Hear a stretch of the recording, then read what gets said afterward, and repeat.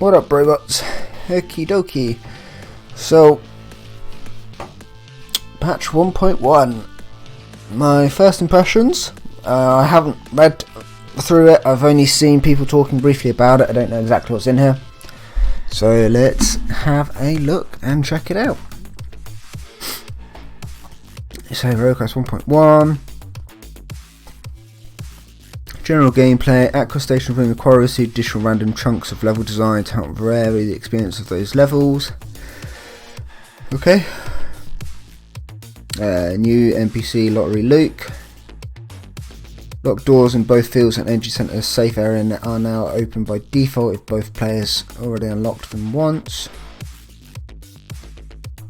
Weapon in chest of the sewer in ruins is now always an epic. That's a good upgrade because before I'd almost always get whites there and it's just pointless. Increase the level of found in max chest in all safe areas by 1. Weapons will now be at the same level as the one from the Chef Paul smithing and create more of an interesting choice for the players. Meh. Okay, it's whatever. Digging a hole will dig it for your robot as well. That's a good change because before you'd have to drop the shovel to the next person. Cryo application rate approximately increased by 10%. That's pretty good for cryo engineer. Cryo engineer is probably going to be the stronger one now from what I've heard, but we'll see. Increased damage scaling of all minions deployed from weapons from 10% to 15% per level. They're probably still going to suck because that's the difference of increasing their damage by like 1 every level to 1.5 every level, so their damage is still not going to scale high enough. But that's an assumption, we'll check it out obviously. Jetpack duration from 3 seconds to 2.5 and increased regeneration from 2.5 to 4 seconds. This is going to be huge for speedrunning and it's a bit of a shame, but Jetpack kind of made some of the game easy. But it was also one of the more fun things to be able to just fly over levels with rocket jumping. So it's a shame that this was the nerf and it couldn't have been something more creative like getting disabled during boss rooms or something like that. Because the biggest culprit was Iris. Like, you can trivialise Iris with Jetpack. If Iris literally disabled Jetpack and they fixed it so you could still like moved Iris down a little bit so you could melee her, then you wouldn't need to do this change, but it is what it is.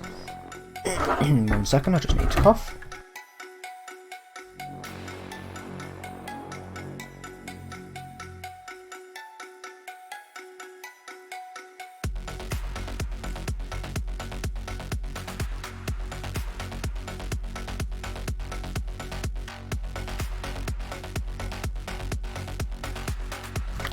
Okie doke. Classes. General perks. Increase the range of damage orders from 6 meters to 7.5. So that'll make it better against bosses because a lot of bosses had wonky hitboxes for when those would trigger. It wasn't actually on the outside of the boss getting close to it, it's like on the inside on specific spots. So that should help. Meaty bubble aura damage from 15 to 17. Minor change, not bad. Decreased chromatic tempest damage from 8 to 7. Decreased radiance damage from 8 to 7. I assume that's just because they've increased the range, so now that's to balance out. That's whatever. Recon changes. Happy slice duration has gone from 6 seconds to 9 seconds, which is insane.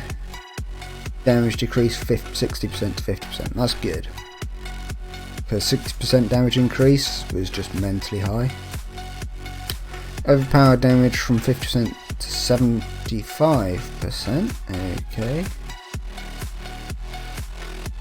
Kevlar pad duration 3 seconds to 4 seconds. Whatever. Frontliner armor bonus from 12% to 16%. True shot change charge from 4 to 5. Okay. It's not too bad. Elementalist change. These are the ones that are most important. Trinity damage decreased from 48 to 46. Okay. Comic damage increased from 45 to 48. So swap the numbers around basically for that. That's good. Comet's going to feel useful. Trinity still questionable. Perks. Attunement, the most useless one. Cryo-based damage from 25 to 30% bonus. Okay, sure. Shock ricochet number from 1 to 2. Sure. It's probably still not going to make it. It needs to be base of 2.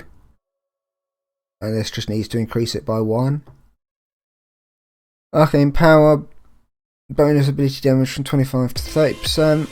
That's okay. Inner fire cooldown reduction from 2 seconds to 3 seconds. That's huge. Meteor bonus melee damage from 75 to 100%. And Comet's being increased by 2 already. That's quite big. Robo Wizard damage stacking even more is insane. Dynamic Mantra is an actual perk now on its own, which is really good. Trinity Infusion. Secondary elemental damage decreased burn damage from 48 to 46.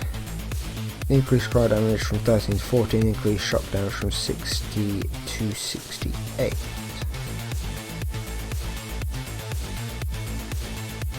So burn damage is still going to be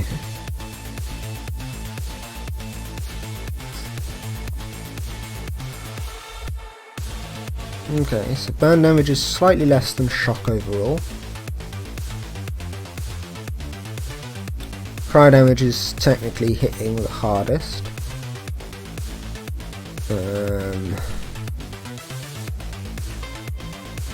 And then shock and then burn.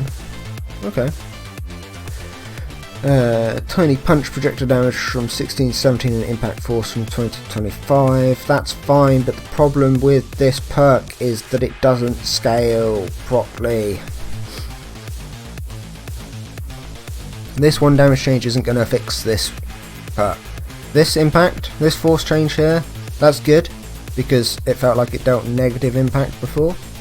But the problem is this doesn't scale very well with your character because it only scales with global damage increases. It doesn't scale with elemental because it can't get an elemental effect. It doesn't scale with weapon damage, so it can't scale on Guardian because it has very few global damage bonuses. So this perk is probably still dead. Like, I love it, I really wish it wasn't, but it's still not going to do enough damage late game. Ranger, increased true shot maximum charges from 6 to 8. Increased augment bonus charge from true shot from 2 to 4. Yeah, whatever. True shot wasn't used enough, so that's a minor buff. Engineer, increased oil cannon fire rate bonus from 10% to 15%. Okay. You don't really need fire rate bonus on Engineer. That's whatever. Increased bodybuilding health bonus from 10% to 15%. Pyro Mastery changed from 10% to 8%. So Cryo Mastery is probably going to be stronger than Pyro Mastery as default now, because Cryo is actually going to build up quick enough to warrant actually the crit mattering. And Cryo Burn Mastery is just a lot weaker now. Because it's only an 8% chance to reflect rather than a 10% chance. Which doesn't sound like a lot, but it's fairly important. We'll probably still use Burn for speedruns. But, I mean, it was questionable if we took Pyromastery anyway, because it's bordering useless. Now, even more so. We'll see how it goes. I think Shock Mastery should have been changed rather than Pyro Mastery. because everyone thought Cryo Mastery was broken, so more people picked that. I mean, yeah, everyone thought Cryo Mastery was broken.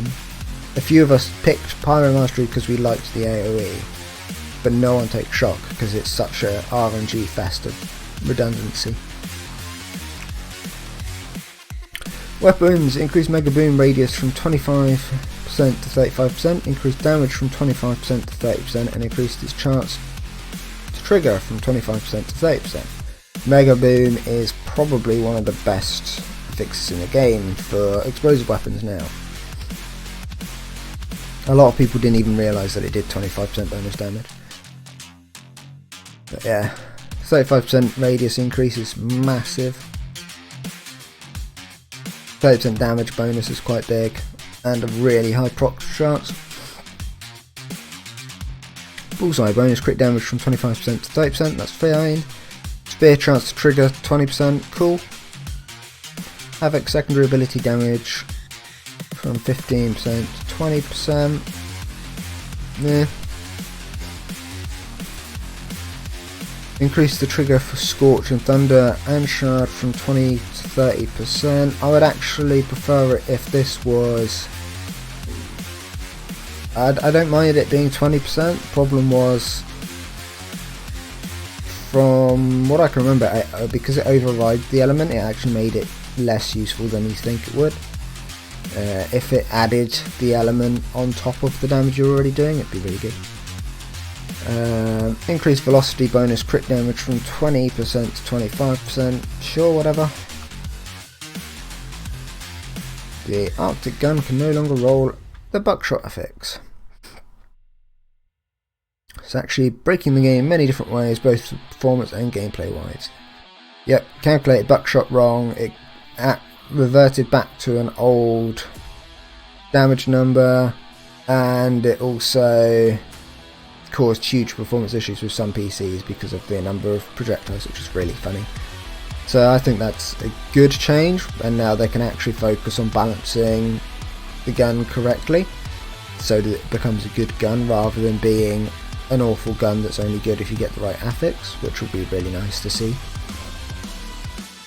Because this gun actually used to be one of my favourite guns, but it hasn't been for a long time. Added the Prime affix to several weapons which didn't have it previously. Removed the first affix from many weapons. We mainly removed it from weapons which were taking advantage of the infinite ammunition effect and were permanently full ammo. The fix can only remain on a few slower weapons like snipers. Yep, I think it still is on the crossbow, so it's still going to be busted, but it's a start. Balance changes. Raptor SMG primary increased its damage by 0.5. So whatever. Dual Uzis recoil pattern has been updated. I've heard that that's loads easier and loads better to control now, so Uzis are going to be mental for anyone who couldn't aim before. 0.5 damage increase on the Quasar, that's fine. Raptor SMG and Quasar SMG are never going to be like primary weapons that you do a whole run with, unless you just want to do a whole run with them. So the damage changes is whatever. That's a good junk rifle buff. Cosmo damage increased by 4, that's pretty cool. Still don't think it's going to be an amazing weapon, but that's not bad. Rhino LMG damage increased by 0.5, yep, probably needed it to be honest. Dual Rascals range increased, didn't need it, but that's fine, doesn't really change much. Dual Sword Offs damage increased by 0.5. Thumper, projectiles no longer bounce and trigger an impact. Damage increased from 46 to 57. Explosion radius decreased from 21 to 1.9. Projectile speed increased. So this gets rid of the primary feel of the Thumper. It's going to feel like a completely new weapon. And it's going to be incredibly strong, I think. The DPS sheet will be updated and probably in the description once this video goes live. I'll go through it after this video and just change the numbers over. The comet cannon recoil pattern has been updated. Fire rate increased by 0.3. Explosion radius decreased. Projectile speed increased. Having an explosion radius of 1 meter is almost pointless. That's like close to the bloody elephant gun's explosion radius, so there's almost no point the comet cannon having an explosion radius at that point. But if you can land the shots from it, which is awkward because of the rate of fire and the arc and the way it fires, but yeah, that's probably okay. Impact force increased from the dart spitter. Didn't need it, but okay. It's not something that you're ever going to stun anything with because everything should be dead by the time that impact meter stacks up anyway. Igniter gun, fire rate increased. That's a minor buff. Igniter gun will probably be more fun to play, but still not great. Beluga cannon damage increase, which is really nice because it was a bit weak single target. But radius decreased below that of the thumper, which I kind of disagree with. I could understand it being less than the mortar and the kaboom grenade because it's easier to hit with, but being less than the thumper while being less damage and less fire rate, like beluga cannon is probably dead until that changes. I think 2 meters would have been fine, 2.3 meters would have been fine, but yeah, beluga cannon is probably just going to get outperformed by thumper and comet now. Junk beam, fire rate increased, range increased. Okay. I still think this fire rate needs to be like 20 hits a second with a lower damage, just so that it actually feels like a beam that's doing constant damage rather than a beam that randomly for some reason ticks every 8 seconds even if you're holding it on the target constantly, but that's just me. Hurricane rifle, damage increased from 10 to 10.5, energy cost decreased. Cool. Hurricane rifle did not see much use and wasn't getting much love, but it's a very strong rifle. Valkyrie rifle, recoil pattern updated, damage increase, impact force increase, fire rate increase. That's quite a big fire rate increase. Valkyrie rifle is probably pretty lit now because it was good before. 1 damage increase on Typhoon minigun, 1 damage increase on Mammoth minigun. That's probably the worst change here. Mammoth minigun is now probably one of the highest DPS weapons in the game. So good luck ever using anything other than that, because that's just going to be busted as all hell, and didn't need that change. Anyone who complained about it before just needed them brain jacking because it was a very high DPS weapon already. Typhoon minigun, it doesn't matter what you do to that gun, I'll always hate it. Ram shotgun, damage increase by 1.5. Impact force increase, fire rate decrease to make up for the damage increase. Okay, so ram shotgun's trying to get a bit more identity. Behemoth shotgun, damage increase by 0.5. Gorilla bolter, ammo in clip decrease from 30 to 20. Okay. Prime fire rate increased, so you're having to reload more with it, and explosion radius is increased. So the explosion radius on the decreased. The explosion radius on the gorilla bolter, which was never huge, is 0.9. That's 0.1 different from what the comet cannon is now.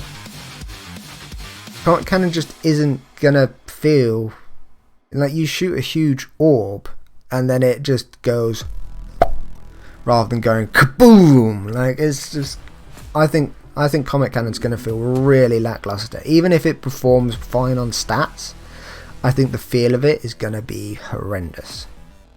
But we'll have to see. Potato damage increase, yeah, sure. Flat cannon getting a damage increase is hilarious because that gun was already busted. Nick Sniper was very strong already as well, so that getting a buff is going to be huge.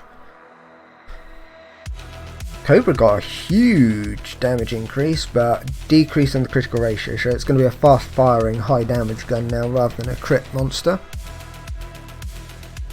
Which I think's fine. Like, you never... in games really, Desert Eagle is never really supposed to be this primary gun that you go around popping heads with. It's meant to be just this gun that shoots such a large shot that it doesn't matter where you hit. So I think I like that change thematically. Big buff on Mantis Crossbow that didn't need it. If Mantis Crossbow still gets first, this weapon's going to be even more busted than it was before. Like, insanely busted. Ionic Palm damage increase, we're going up by 3. They're probably going to be half decent now. They're still going to be mid, but they're going to be okay now. Cyclone Rifle, big damage buff, but it's no longer a crit weapon, which is neither here nor there. Depends how much that affects the alt fire, because if that damage increases its alt fire as well, then that's going to be huge. Red car cooldown from 6 to 4. I never used red car because 6 seconds was just not worth intentionally crouching to trigger, so that's okay. Snow globe damage, minor buffs, whatever. Snow globe was always just a minor AoE damage increase for things that hit you, but you don't want to be hit anyway, so it's still not going to get picked. Tiny bicycle, charge rate from 0.5 to 1 second, reduced its max stacks from 10 to 5, increased its bonus damage from 10% to 20%.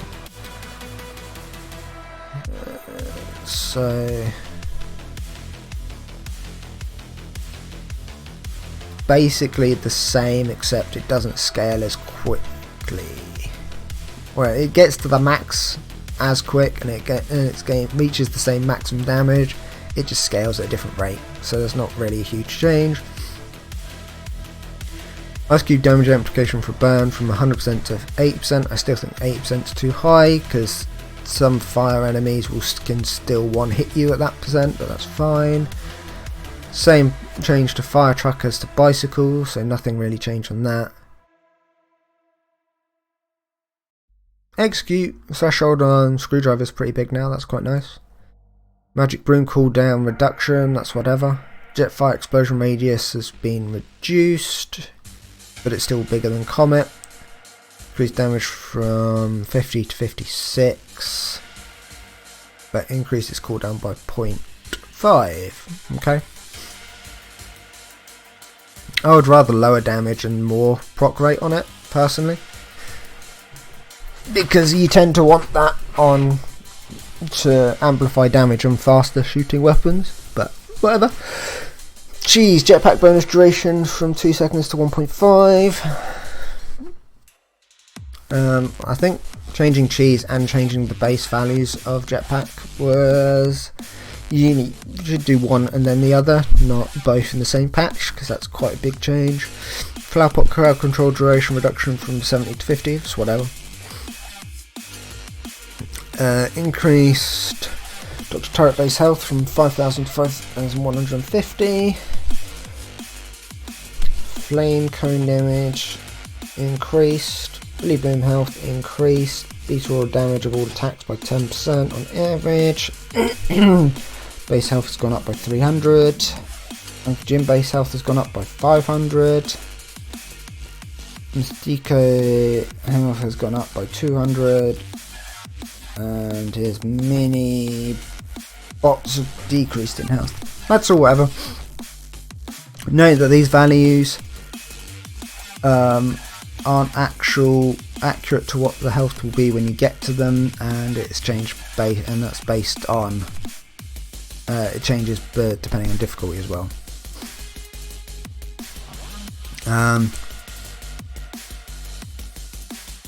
Because Billy Boom's got a buff and because Dr. Turret's got a buff, it could be that Diggy is the quickest kill when it comes to speed running.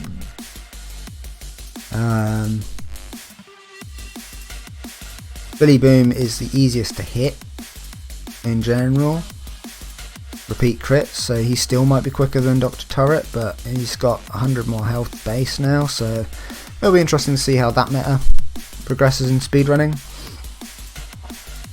Bug fixes. Fix an issue where you could be stuck in a black screen after a Billy explodes. Eggs spawned from mosquito and beetle will properly be destroyed at the end of the fight. Bullfly should now properly be able to hit you when charging from a very close distance.